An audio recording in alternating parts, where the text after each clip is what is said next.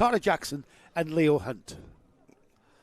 Now we will wait. You can see that the late afternoon sunshine. Next weekend the clocks go forward, so it'll be getting lighter and lighter in the evenings. But there are a couple of shadows just emerging over the fields in the background, as everybody who's not putting carts away has a little look over the fences to see the last race of the weekend. And could this be? Is this going to be a zip cart parade, or can anybody? The question was asked earlier. Can anybody hold? Oh dear, that's going to delay the start a little bit. That's the number 26. Is the Zach Andrew? Zach Andrew, one of the novices. We might not get this away, or will we? No, we won't. No, we won't. And again, that's a that's a call from the race director to get one of them.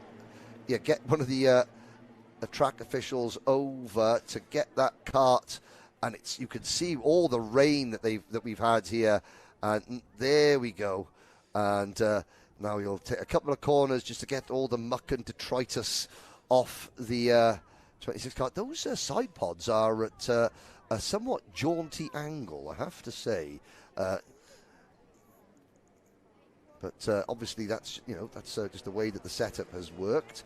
And they will give that driver the hurry up to catch up the back of the field. Yeah, hopefully he will catch up the back of the field, or else he's going to be tailed off and have a very lonely race, will Zach Andrew? Yes, and but he should catch up. And you just saw on the left-hand side of you, that's our cameraman out there that has been bringing you some great shots from up and over the brow. I think that shot coming up towards Spoon Curve as they emerge up over the brow, that's the karting's version of the famous angle at, is it Flansgarten at the Nürburgring, where you see the cars just crested the rise and almost... Yeah, absolutely. Yeah, that's our version. That's probably the Flansgarten right there, the compression. Oh, yeah, the compression. Where the lifting wheels. But there's the one where they come up over the brow, and there's, there's that famous angle, but we'll come back to... Yeah.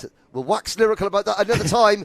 This is the on-track action for the final time this weekend. We're off and racing. Gets very busy on row 2 there. We had a bit of wheel banging going on as they were fighting for position behind the two zip carts. However, I think we've got somebody... No, it is the two zip drivers that are at the front of this field, Alfie Mair and Benedictus Masiokas. Is it in that order? It is indeed the 15 of Alfie Mair from pole position, Masiokas. We saw that in the superheats, didn't we? Alfie Mair being the driver to beat in MicroMax. It's the number 23 of Diane Pahel in third, just pulling away now and going with the zip cart drivers into the Devil's Elbow. And it is Alfie Mair, who we've seen in this position all weekend long, and Masiokas going with him. We'll see if anybody's been tinkering with the settings and they would have been able to compete with Zip. Well, they would have had to. So Dian Pahal and the number 8 of Buddy Hugo, third and fourth. Logan Rolfe runs fifth. Then Chloe McGill is sixth. Now, I'm not quite sure why we've got Buddy Hugo not showing up as a lap. He's there in fifth position ahead of... I've got him in fourth. I've got him I've got, again, don't take no notice of the timing screen on screen. The live timing and scoring is slightly different for some reason. Don't know if you're hearing that, James. But I'm not sure why. Dian Pahal's got the bit between his teeth. He has, yeah. And he's, first of all, does he work with Benedictus Masiokas, or does he try and pass him and set off after Alfie Mair? It's going to be a very tough decision that he's going to have to make if he can even stay with the two leaders. He's going to get help from Logan Rolfe. Yeah, I was about to say, Logan Rolfe might have different ideas to that, because Logan Rolfe has come up onto the rear bumper of Pahal. Oh, and pushed down him the straight inside through. has gone Wow. Pahal, So, and Logan Rolfe is going to go with him. The zip stranglehold broken. Masiokas tapping his helmet in. Stop fighting with me, and let's go. In fairness, Benedictus, the drivers behind you were, but you were dropping back away from of Alfie Mair, and now we see Dian Pahal going ahead and into second. And getting a little bit sideways there. That's going to cost him a bit of time. But to be fair, though, Dian Pahal, he's thinking, and he ran wide coming up the final corner. Now, Benedictus Masiokas needs to push the push the number 23 RCE kart, and he is doing it. I mean, Dia Pahal's probably thinking, well, Benedictus hasn't been able to stay with Alfie Mair, all weekend, so I need to pass him to try and do it myself. And do you know what? He's actually pulled a little gap there. He has. So he's recovered from that well. A 48.62 last time. New fastest lap of the race for Alfie Mair. A 48.94 for Dian Pahal. Alfie Mair is proved very, very hard to beat in this MicroMax class, pretty much from the outset, pretty much from Friday when we start practicing here. He's been the class of this field, the zip kart driver. His teammate Masiokas has been not that far away from him, but this time he's got Dian Singh Pahal in between them, and then Logan Rolfe. You can never discount Logan Rolfe, who is now onto the rear bumper of the number 12 of Masiokas and looking like he's challenged, and likewise Masiokas looking like he's coming back at Pahal. Yeah, and you know what? Alfie Mair's not pulling away that readily, is he? We've got a new fastest lap of the race. Pahal. And it's not the race leader, it's Dian Pahal, 48.566. And he's towing Masiokas and Rolfe up to the leaders. Behind them, Buddy Hugo, Chloe McGill, 5th and 6th, Alfie Garrett, Jensen Walker, Elijah West, and Lewis Herbertson, the top 10, ahead of Albie J. Stubbs in 11th. So here we come then, out of the compression. It'll be 5 laps completed. We are a minute away from half distance, Henry, so there's still plenty of time for action to develop. And if anything, Alfie Mair, he's got a cushion in that lead. Dian Pahal's got a cushion in second place. Third place, however, is still 2 drivers in the mix. Masiokas and Rolfe. Behind these 4, Buddy Hugo, Chloe McGill, Jensen Walker, Elijah West, Lewis Herbertson, and Albie J. Stubbs, as you said. So whether or not the gaggle of carts behind these 4 are not far away from catching. Pahal has caught the leader. Now, whose team is Pahal with? He's a Richard Chassis Engineering driver for the RCE team. And so this is game on. And last time around, it was a 48.53, new fastest lap for Pahal. Mair did a 48.78. And this is so Benedictus Masiokas is actually pushing a rival up towards his teammate, but of course Masiokas is in this to win this as well. Yeah, the fastest lap for him as well, 48.3. He pushes that fastest lap even further. Now they're on to the back end of Alfie Mair. For the first time this weekend, we see Alfie Mair being challenged. Yes, indeed. We've not seen it. We're not used to seeing this. No. Well, this would be a test of his mettle, as it were, because you've got, Alfie Mair. He's had things all his own way. Now he's going to have to learn how to defend. Good battle behind 4 cars, but I say defend. He's defended very well there by pulling out a gap. Yeah, he's very, very quick through that. He is.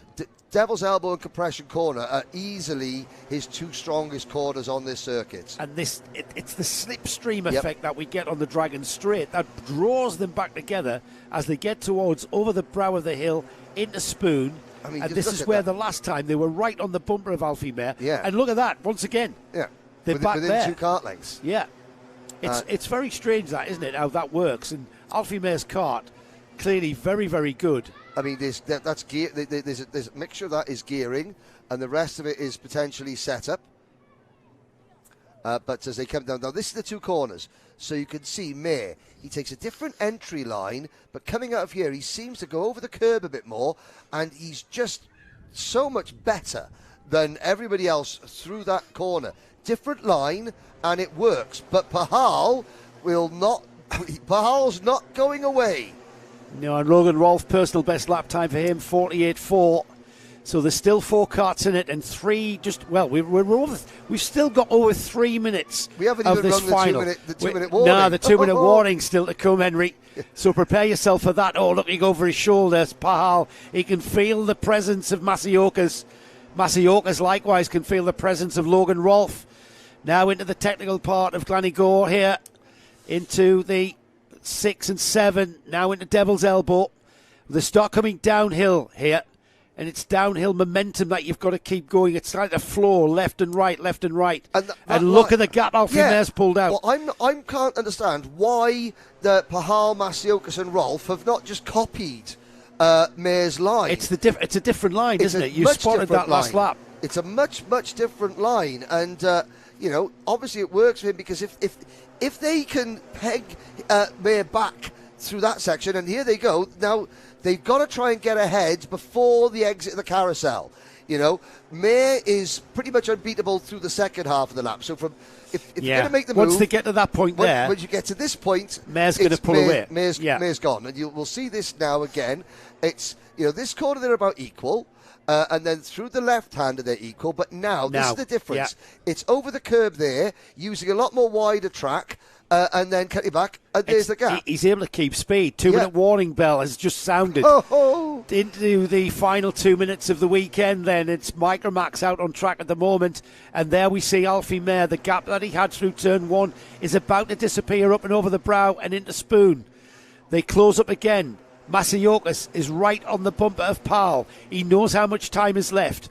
He knows he's going to make a move if he wants to catch his teammate up ahead in the lead. Sadly, Chloe McGill has retired. That's a shame. Stricken Cart coming outside of Spoon. That's the first retirement of the race. Now back to the leaders. Can Pahal sort of keep pace with Mair through this section again? The gap's 2 cart lengths coming into this corner. 3 cart lengths maximum. Let's have a look. Tighter line, not as quick. Yeah. Tighter line again, proving not as quick 5 cart as lengths. Alfie Mair. Yeah. 1 minute to go. We've probably got 3 laps. 3 laps of this MicroMax to go. 4 cart battle for the lead. It's absolutely intriguing. Behind them, fifth is Alpha. Is that the move? That is the move. That is the move of the weekend in MicroMax. As Dan Pahal takes the lead, and he's got that lead snatched away from him by Alfie Mair into the carousel. He knew, and this is where Mair will pull away. This is the section of track. He did what you said he had to do and get by before the carousel. However, if he does that again next lap, it's going to have to be defensive driving into the carousel. Now, Mair has had a bit of a wake-up, I think. Yes. That's the first time he's been overtaken all weekend. And Pahal was a little bit wider. He sort of did half Alfie Mair's line, but Mair still gains a couple of cart lengths. He's not as close as he was, is he? No, he's not as close as he was. If anything, Masiokas looks like he could challenge for second. If they're not careful, interview, he does. He does try. He's got a lot of pace over that brow. Yep.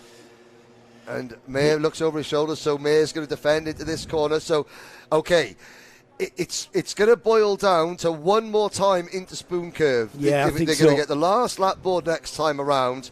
And it's going to be Spoon or bust for Dian Pahal. And that Spoon challenge is going to start at the final turn. Yes. Out of the final turn, through turn 1. Wow, this is... I mean, Alfie Mair's got a bigger gap than he's had at any point. Great lap from Alfie Mair. Outstanding lap from Alfie Mair. He holds off the challenge the first half of the lap, and... I don't even think... they might. I don't know. Again, we see the slipstream, and now we've got 3 carts battling for second. They're going to start tripping one another up. Alfie Mair's going to play right into Alfie Mair's hands here. See how they close up now? Yep. And now down towards the carousel for the final time. Oh, and there's a yellow flag. There's the cart off the side of the circuit. That was Leo Hunt has gone off. Pahal... I don't think Pahal's got the pace. We know how quick Alfie Mair is in this very technical part of Glannygore. We know how much quicker he is. He's proven it every time. And once again, the lead begins to eke out through every part of the switchbacks, through the compression for the final time. There's the gap again. Final turn of the weekend. And it's Alfie Mair who takes the win. And look how delighted Dan Pahal was taking that second step of the podium there. Benedictus Masiokas could have easily been second, could have easily been first. However, he was indeed third. But you know what? Benedict Masiokas, he'll be a little bit frustrated. But if you think about this, he sat and pushed Dian Pahal because he thought, that's my best chance of winning. If he battled with Dian Pahal, Alfie Mair wins and finishes 5 seconds up the road. Masiokas either finishes second or third. Yeah. He thought, no, I'm going to stick with it. And he finishes third, but he finishes 0.6 of a second behind the winner. No team orders there. No team orders. And he went, he made a conscious decision. My best chance to win is by pushing Pahal, not battling with him, because that keeps me close to the leader. Yeah. And then you don't know. But these are young drivers, but Alfie Mair won that because he won that for a lot of reasons, but the main reason is because at compression corner he had a better, more effective, quicker line than anybody else, and none of his rivals, Pahal or Masiokas, could figure out a way of keeping Mair close enough so that they could start making the move halfway down the Dragon Straight. Yeah, You know? that's and if they could have been on his bumper through the final turn, that might have been what they were needed there. Henry, we have reached that conclusion. We'll just have a quick rundown of the top 10 or 12 or 13. So Alfie Mair takes the win, Pahal second, Masayokas third, Logan Rolfe fourth, fifth was Alfie Garrett, Elijah West was sixth, seventh was Jensen Walker, Albie J. Stubbs was eighth, Lewis Herbertson ninth. Rounding off the top 10 was Lewis Kirkcaldy, and then just outside of the top 10, Matthew Lilly, Seb Crawford, Toby Biggs, Freddie Blackshaw, Victor Poppercull, rounding off the top 15. Henry,